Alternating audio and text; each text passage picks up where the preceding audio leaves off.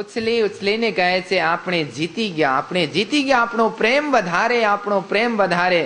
રાજજીને તો કઈ વાત જ સાંભળતા નથી. કેમ? તો રાજજી એકલા છે, 12,000 બ્રહ્માત્મા છે. 12,000 બ્રહ્માત્મા એક સાથે બોલે તો રાજજીનું શું ચાલે? બોલો કનૈયાલાલ કી કઈ ના ચાલે. રાજજી કહે છે નહીં નહીં, ઉભારો ઉભારો, તમે નહીં કહેતા કે તમે જીતી ગયા, તમારામાં ક્યાં પ્રેમ છે, મારામાં પ્રેમ છે એમ કેવા જાય છે, પણ એટલામાં તો એ લોકો જીતી જાય છે, બોલી બોલીને જીતી જાય છે. તો હવે એવી રીતના આપણે જીતી ગયા, આપણો પ્રેમ વધારે, આપણે જ આશિક છીએ, આપણા જેવા કોઈ પ્રેમી છે જ નહીં, પ્રેમિકા તો આપણે જ છે. એમ સખીઓ હવે ત્યાં જોર જોરથી ઉછલે છે, એકદમ ઉમંગમાં આવી જાય છે. અને રાજજી કહે છે નહીં નહીં, તમારામાં કઈ પ્રેમ નથી, મારામાં પ્રેમ છે. હવે શ્યામાજી એક બાજુથી રાડું પાડે છે, અરે તમે લોકો શું કહો છો, મારામાં પ્રેમ વધારે છે. પણ હવે કોઈ સખીઓ સાંભળવા માટે તૈયાર જ નથી. ત્યાં તો હવે પ્રેમ સંવાદ થાય છે, પ્રેમનો વિવાદ થાય છે. તો એને પ્રેમ રબદ કહેવામાં આવે છે, પ્રેમનો રબદ થાય છે. ત્યાં તો બસ હવે મંથન થાય છે, બધા લોકો કહે છે. અને પછી હવે સખીઓ બધી જ મળીને હવે પૂછવા માટે જાય છે. તો એ ક્યારે? તો આજ ને સવારના 7:30 વાગેથી હવે અક્ષર બ્રહ્મ દેખાઈ જાય છે. તો આજે 7:30 વાગે એટલે આજે આપણે ખેલમાં આવ્યા છે. પણ આજે અહીંયા તો કેટલા કલ્પાંતો વીતી ગયા, પણ પરમધામના આજે તો સખીઓ 7:30 વાગેથી હવે અક્ષર બ્રહ્મને જોઈ જાય છે.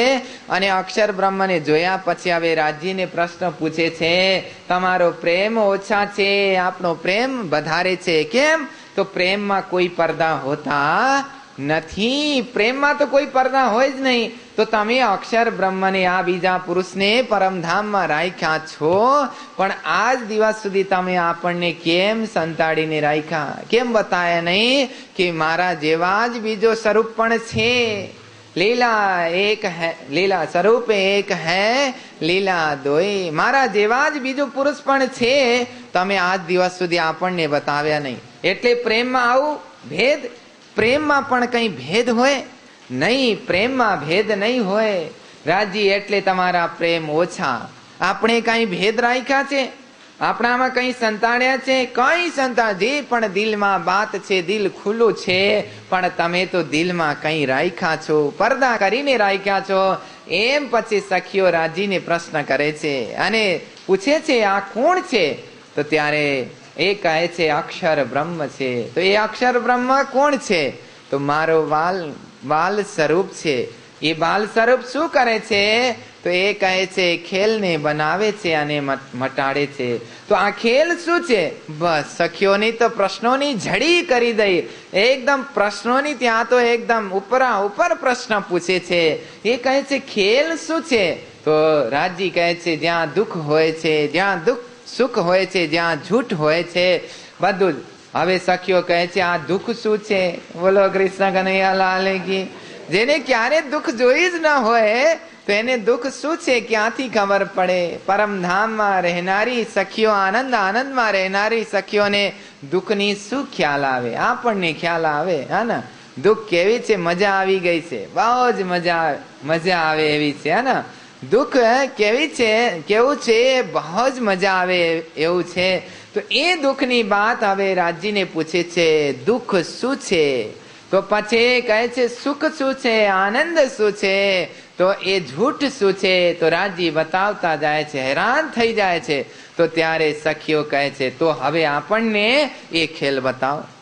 કેમ? તો હવે તમે ખેલ બતાવશો નહીં તો તમે હારી ગયા, તમારો પ્રેમ ઓછો, આપણો પ્રેમ વધારે, હવે તો આપણે જીતી જશું.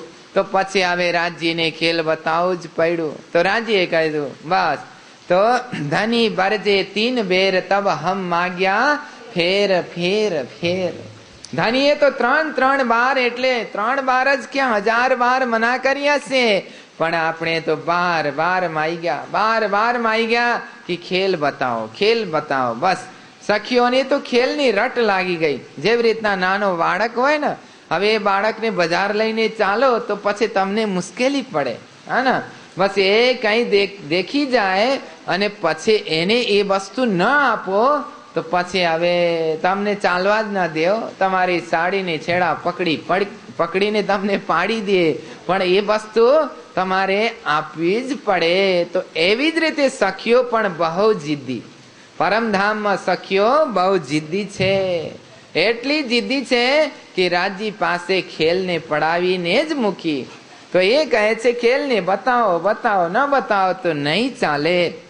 તો હવે રાજીને ન છૂટકે ખેલ બતાવવાની હવે તૈયારી કરી. કેમ? તો એ ખેલની તૈયારી તો રાજીએ પહેલા જ કર્યા હતા એમ ને, પણ હવે ઉપરથી એમ કહે છે, રાજી ઉપરથી એમ કહે છે કે ખેલમાં નહીં જાઓ, ખેલમાં દુઃખ પડશે, પછી મને ભૂલી જશો અને તમારી જાતને ભૂલી જશો અને આ સુંદર પરમધામને પણ ભૂલી જશો. આ સુંદર ખેલવાની રમવાની જગ્યા છે એને પણ તમે ભૂલી જશો. તો સંસારમાં ગયા પછી એ તો ભૂલવાની બજાર છે, તો ત્યાં તો બધા લોકો ભૂલી જશે, તમે પણ ભૂલી જશો, એટલે ખેલમાં નહીં જાઓ. રાજી બાર મના કરે છે, તો એ સખીઓની હટ છૂટતી નથી. એ હટ એટલે બહુ જબરદસ્ત હટ. હા, 4 હટ હોય છે એમ કહેવામાં આવે ને, 4 હટ હોય છે. કયું કયું? એક બાલ હટ, બાલકની હટ એટલે બસ બહુ હદ કરી જાય. બાલકનું હટ, હવે એને જમવાનું કઈ હવે પીઝા જોઈતું હોય તો તમારે અમેરિકા જઈને લઈ આવવું પડે. બોલો કૃષ્ણ કનૈયાલાલ કી. અમેરિકામાં જ સ્પેશિયલ પીઝા મળે, અહીંયા પીઝા ન મળે.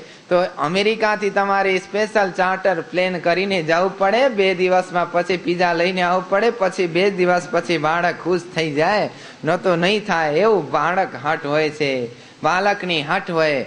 અને બહેનોની હટ તો હવે જીદ કરી જાય, ભાઈનું નાક નીચું થઈ જાય. બોલો કૃષ્ણ કનૈયા. ભાઈઓની નાક નીચું થઈ જાય એવું. પછી ભાઈઓની બહેનોની હટ પણ એવું જ હોય છે. રાજીને હરાવી મૂક્યા તો પછી અહીંયા સંસારમાં તો ભાઈઓ શું હોય. પછી રાજીને જીતી ગઈ સખીઓ તો પછી સંસારના ભાઈઓ તો એ તો બાઈ હાથની ખેલ છે. પછી તો એ તો બાઈ હાથની ખેલ છે, એટલે સખીઓની જ ચાલે. સંસારમાં તો બહેનોની જ ચાલે છે. એટલે હવે પરમધામ જવા માટે પણ બહેનોની જ જીત છે. જો બહેનો થાઓ તો તમે પરમધામમાં જશો, ભાઈઓ તો પછી પાછા. બોલો કૃષ્ણ છે કે નહીં? સખીઓની જીદ. જો પરમધામમાં ભાઈઓ સખા બનીને જાઓ તો પ્રવેશ નથી, પછી બહેનો બનીને જાઓ તો જ પ્રવેશ. બહેનોની જીદ જુઓ, બહેનોએ કેટલું જીદ કરીને રાખ્યા છે. નહીં, કોઈ ભાઈને નહીં, પ્રવેશ બંધ. પછી એક જ ભાઈ જોઈએ છે, એ ભાઈ આપણો છે. બોલો કૃષ્ણ કનૈયાલાલ કી.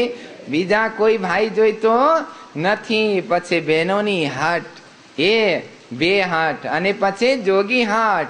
પછી હવે સંતોની હાટ આવી જાય પછી તમારું કઈ ના ચાલે. બસ સંતોની હાટ આવી જાય, બસ શિવજી જેવા. હા, શિવજી હવે હાટ કરીને બેઠા તો પછી યશોદા મહારાણીને કાનુડાને બતાવવું જ પડ્યું. પછી ત્યાંથી ઉપડે તો ને પેલો અવધૂત બાબા ત્યાંથી ઉપડે જ નહીં. પછી ડમરું લઈને ડમ ડમ બજાય કરે ને ત્યાં બસ મસ્તીથી ધૂની લગાડીને બેસી ગયા. બસ કૃષ્ણ કૃષ્ણ રાધે રાધે, કૃષ્ણ કૃષ્ણ રાધે રાધે કરીને બેસી ગયા. ત્યાંથી ઉઠે જ નહીં. હવે પછી પેલો કાનુડો પણ અંદર રડે. પછી એને દર્શન કરાવો એમ કહે છે. માં હવે સ્તનપાન કરાવીને હેરાન છે, એને બસ હવે પંખો નીચે લઈ જઈને એસીમાં રાખીને હેરાન છે. તો એ પછી પેલો કાનુડો રડે એટલે રડે, પછી બૂમ પાડીને રડે. જ્યાં સુધી એને દર્શન ન કરાવ્યા ત્યાં સુધી એ પણ રડતા રહ્યા. તો પછી હવે ત્યાંથી એ જોગી હટ. બસ જોગી હટ પણ ભયંકર હોય છે. અને પછી રાજા હટ. રાજા હટ પછી પૂરા રાજ્યને ખલાસ કરી દે. ક્યારે ક્યારે રાજા હટમાં ચડી જાય તો આખું રાજ્ય જાય, આખી પ્રજા ખતમ થઈ જાય. તો એ રાજા હટ. તો 4 હટ બહુ ડેન્જર છે. એટલે હઠને પકડતા નહીં. હા, તો હઠને પકડતા નહીં. હઠને પકડો તો બરબાદ થઈ જઈએ છે. આપણે રહી જઈશું. એટલે હવે તમે હઠને ન પકડતા, બહેનોને કહું. બોલો કૃષ્ણ કનૈયાલાલ કી. તો એ 4 હટ. તો ત્યાં સખીઓ પણ ત્યાં હટ કરે છે. શું કરવા માટે? ખેલ જોવા માટે હટ કરે છે. ખેલ બતાવો, ખેલ બતાવો, ખેલ બતાવો. પછી રાજીને ન છૂટકે ખેલ બતાવવું જ પડ્યું.